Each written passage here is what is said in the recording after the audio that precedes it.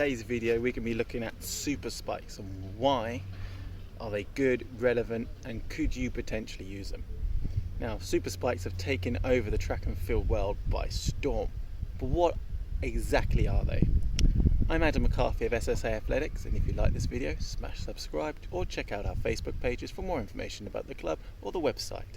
So a super spike in effect is basically a spike with a carbon fibre plate through it or something similar that helps you run faster.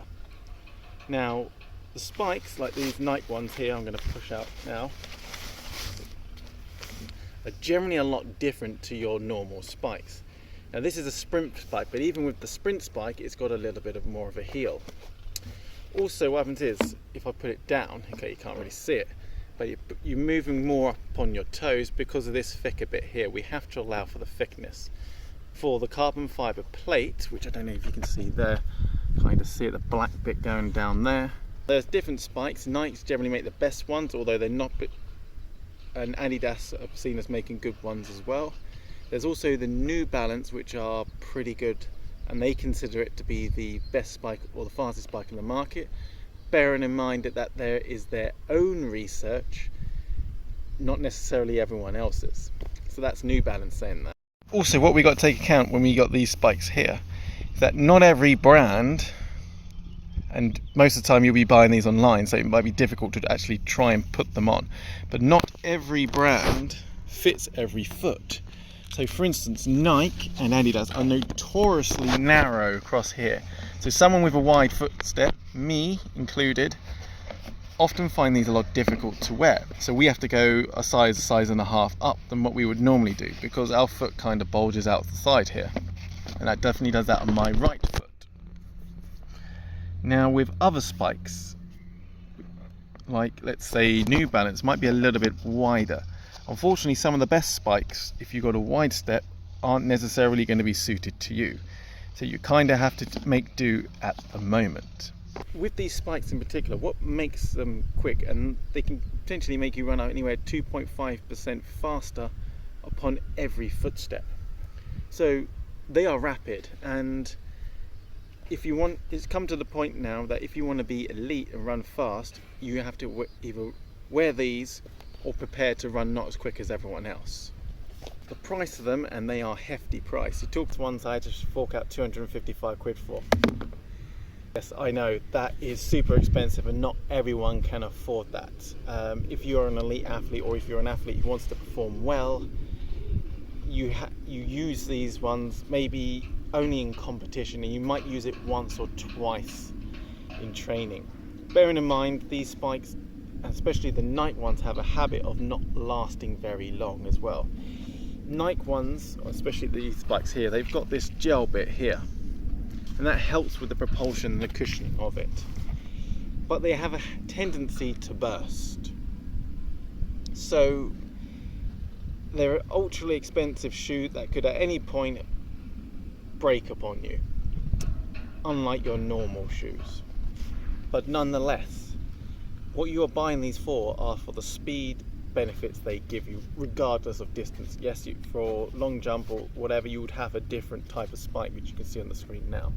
There's these ones. There are different types, and there's ones that look more like normal spikes with lower down. But what they do is they force you on the top because of this section here, which then effectively makes you run slightly differently. And if you notice a lot of the research, what they talk about, like on the back end here, you end up landing more, utilizing more of this plate here rather than the toes landing on. So it's important that you get some kind of protection there as well. Also, what you want to look for when we look at something like the New Balance spikes, for instance, they all doing kind of these weird funky things. The New Balance ones, their spikes, in order to save weight according to the manufacturers, that they don't have the little knobble bits there. So basically the spike plate and the spikes on the spike plate are automatically fixed into the spike and don't necessarily can be taken out, which is not of benefit to anyone really. But then you're not buying them for that, you're buying them for the one-off competition. So definitely, whatever you do not walk on concrete. Then you got the next best ones on the market are really the Adidas spikes. Now they're slightly different. They're not a carbon fibre plate as such, but what they do have in their spikes is a mid plate that's plastic, and then they effectively have these these plastic rods that kind of move around like that. So if I use my hand as an example, you have the spike plate there, and this is where the sole of the shoe is, and effectively they move and they mold around. Now it'd be interesting to see if that's actually faster than a standard fixed plate like we've got in these Nike ones here. Also, what they do have on their soles is that they effectively have these carbon fibre rods that go up the plate itself, bedded into the plate. And this is something they were working on a long time with Jeremy Warrener, who was a former 400 metre champion. Now they've made it more public and they've been forced to push out a more carbon fibre technology or plastic technology in there because of the rate of what these Nike spikes are doing. Comes to track spikes itself, in the future, would all spikes be carbon fibre? I think so too, and we're getting there pretty quickly. I'll say probably in the next 3 to 5 years, all track and field spikes would be effectively super spikes. But until then, we're having to rely on buying these ultra expensive carbon fibre plated spikes.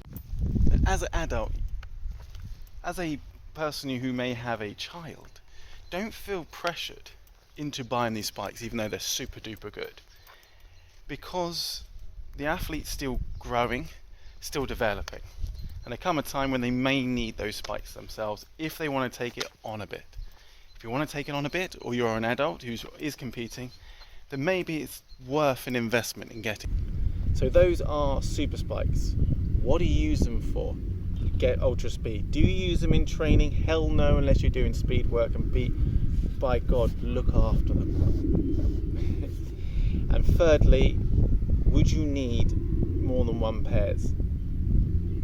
Let's put it this way, they're temperamental, so always take a spare pair of spikes with you at all times. I've got a spare pair in my bag, not of these spikes but of normal spikes, but just in case, because you don't know if they're going to burst or break upon you.